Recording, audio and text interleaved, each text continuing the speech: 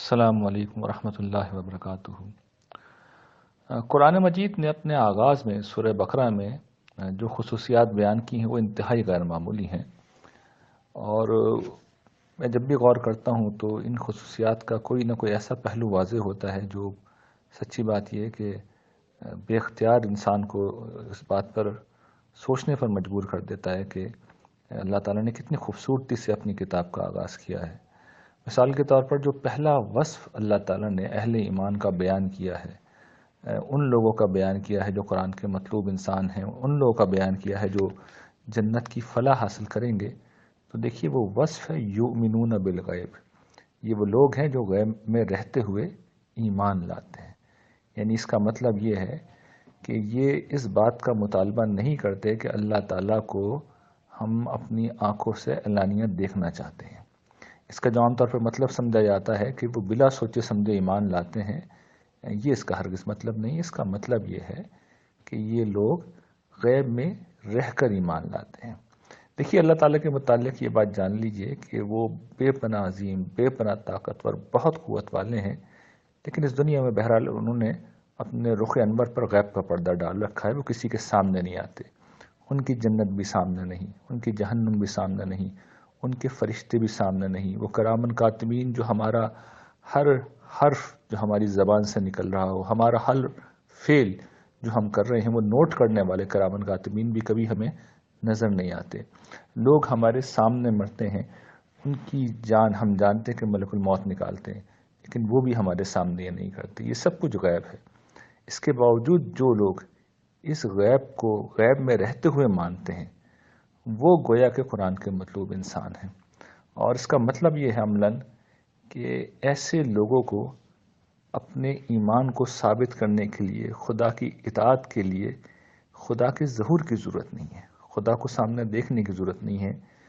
ان کا یہ عقلی اطمینان ہی کافی ہے کہ ہمارا ایک رب ہے، ہمیں اس کے حضور پیش ہونا ہے، اور یہ عقلی اطمینان اس کی بات کے لیے کافی ہوتا ہے کہ وہ اپنے نفس کے اوپر قابو پا لیں اور اپنے آپ کو، اپنے اعمال کو وہ کنٹرول کر لیں۔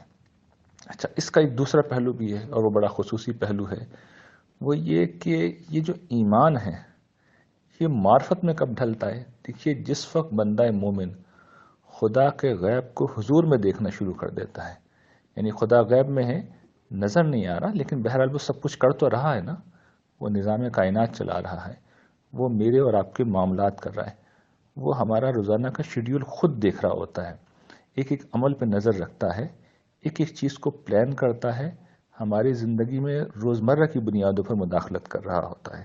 اکثر ہمیں اس کی خبر بھی نہیں ہوتی۔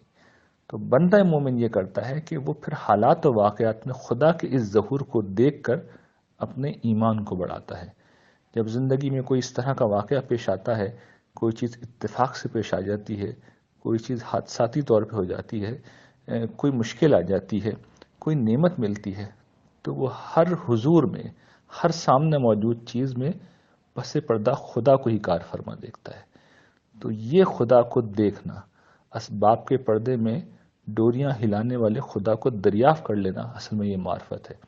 اور بندہ مومن جب اس کو جتنا زیادہ کرتا ہے، یعنی اس دریافت کو جتنا زیادہ بڑھاتا ہے، اس کا ایمان اتنا ہی پختہ ہوتا ہے، اس کی معرفت اتنی ہی گہری ہوتی ہے، اور وہ خدا سے اتنا ہی قریب ہوتا چلا جاتا ہے۔ خدا کی عظمت اس پر اسی درجے میں آشکارا ہوتی ہے، اور پھر ایک وقت آتا ہے کہ وہ خدا کو گویا کہ اپنی آنکھوں سے سارے معاملات چلاتا ہوا دیکھتا ہے۔ لیکن یہ سب کچھ کس چیز کا نتیجہ ہے؟